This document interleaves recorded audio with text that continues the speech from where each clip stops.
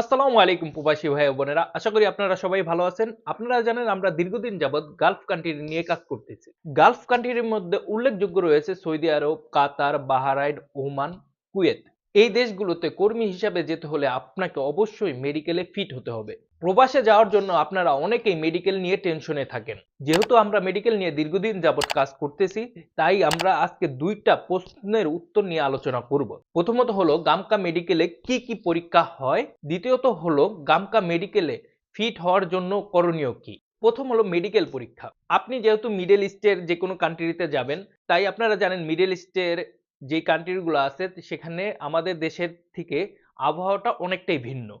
সেখানে প্রচুর পরিমাণ গরম পড়ে। আপনি ওই পরিবেশে কাজ করার জন্য ক্যাপাবল কিনা, আপনি ওই পরিবেশে কাজ করার জন্য যোগ্য কিনা, ফিজিক্যাল টেস্টে আসলে সেই সম্পর্কেই দেখা হবে। ফিজিক্যাল পরীক্ষায় কিছু জিনিস বিশেষভাবে দেখা হয়। এক, আপনার বড় ধরনের মেজর কোনো অ্যাক্সিডেন্ট হয়েছিল কিনা বা এর দাগ আছে কিনা যার কারণে আপনার কাজ করতে সমস্যা হবে। দ্বিতীয়ত, আপনার দেখা যাচ্ছে অনেক সময় মেজর অপারেশন হয়ে থাকে, সেই দাগগুলা থাকে যেটা পরবর্তীতে সমস্যা হবে, ঐরকম দাগ যদি থাকে তাহলেও মেডিকেলে সমস্যা হতে পারে। এবং বিভিন্ন টাইপের যে আছে, অ্যালার্জি থাকতে পারে এবং অ্যালার্জির জন্য র্যাশ থাকতে পারে, বড় দাউদ হয়েছে বা বড় টাইপের হয়ে গেছে, এগুলোর জন্য স্কিনে যে ধরনের সমস্যা হতে পারে। আর ফিজিক্যাল পরীক্ষাটা ডিপেন্ড করে হলো আপনার উপরে। প্রথমে একটা মানুষকে দেখতে যদি মনে হয় সে দুর্বল, তাহলে তার কি টাইপের পরীক্ষা করা লাগবে এক্সামিনার কিন্তু সেগুলো বুঝে এবং সেই টাইপের পরীক্ষা হয়।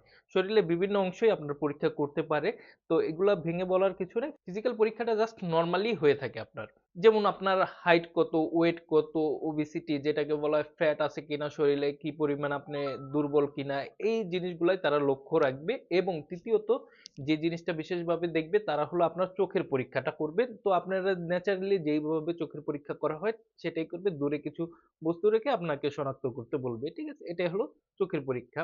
এই এই টাইপের পরীক্ষাগুলোই আসলে ফিজিক্যাল পরীক্ষার ভিতরে অন্তর্গত। তৃতীয়ত যে পরীক্ষাটা হলো এক্স-রে পরীক্ষা। এই এক্স-রে পরীক্ষায় অনেকের সমস্যা ধরা পড়ে। যেমন অনেকের যদি হার্ট বড় হয়ে থাকে বা টিবি রোগ থাকে, লাংসে যদি কোনো ধরনের ইনফেকশন থাকে বা যেই টাইপের হোক, অনেকে দেখা যাচ্ছে অনেক দিন দীর্ঘদিন যাবত স্মোক করার ফলে অনেক ধরনের ক্রিটিক্যাল সমস্যা যদি হয়, এই লাংসের ব্যাপারটার ভিতরে যেমন ধরেন হালকা পাতলা পালমোনারি ডিজিজ যেটাকে বলা হয়, যদি লাংসের ভিতরে পালমোনারি ইনফেকশন যেটাকে বলা হয় যেটা যদি থাকে বা আপনার টিবি রোগ হওয়ার যদি সম্ভাবনা থাকে, তাহলেও আপনি আনফিট হয়ে যাবেন। তৃতীয় যে পরীক্ষা করা হয় তা হলো ব্লাড টেস্ট, এটাকে ল্যাবরেটরি ইনভেস্টিগেশন বলা হয়। আপনার ব্লাড টেস্টের ভিতরে আপনার রক্তের কণিকা, অনুচক্রিকা, লোহিত রক্ত কণিকার পার্সেন্টেজ কিরকম আছে, আপনার রক্তে দেখা যাচ্ছে অনেকের অ্যালার্জির মাত্রা কিরকম থাকে, কত বেশি আছে কিনা, তারপরে সুগার কি পরিমাণ আছে।